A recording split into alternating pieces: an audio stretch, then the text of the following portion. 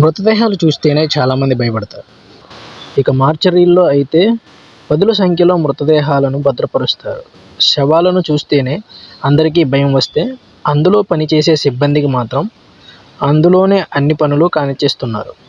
మార్చరీలో పనిచేసే ఓ వ్యక్తి ఓ మహిళతో ఏకంగా అందులోనే శృంగారం చేసిన సంఘటన ప్రస్తుతం తీవ్ర సంచలనంగా మారింది.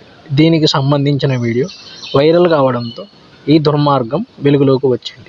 ఇంతకీ ఈ ఘటన ఎక్కడ జరిగిందంటే, మార్చరీలో ఇద్దరు సిబ్బంది శృంగారం చేస్తున్న వీడియో ప్రస్తుతం సోషల్ మీడియాలో వైరల్గా మారుతోంది.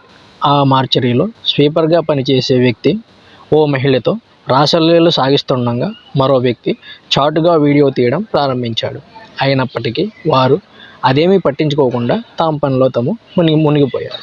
ఇప్పుడు ఈ వీడియో వైరల్ అవుతుండటంతో నెటిజన్లు తీవ్ర విమర్శలు గుప్పిస్తున్నారు. అయితే మార్చురీలో శవాల మధ్య రొమాన్స్ ఏంట్రా బాబు అంటూ మండిపడుతున్నారు. ఈ సంఘటన ఉత్తరప్రదేశ్లోని నోయిడాలో చోటు చేసుకుంది.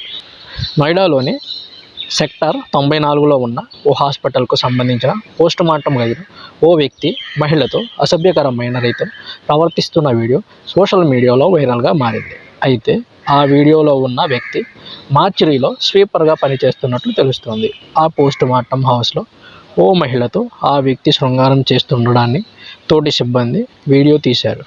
అయితే ఆ వీడియో తీయడాన్ని గమనించిన వారు మాత్రం ఆ నీచపు పనిని ఆపకుండా కొనసాగించడం గమనార్హం. ఇక ఈ వీడియో సోషల్ మీడియాలో వైరల్ కావడంతో పోలీసులు స్పందించారు. దీనిపై కేసు నమోదు చేసి ఒక నిందితుడి అదుపులోకి తీసుకున్నారు. ఆ స్వీపర్ను ఉన్నతాధికారులు ఉద్యోగం నుంచి తొలగించారు.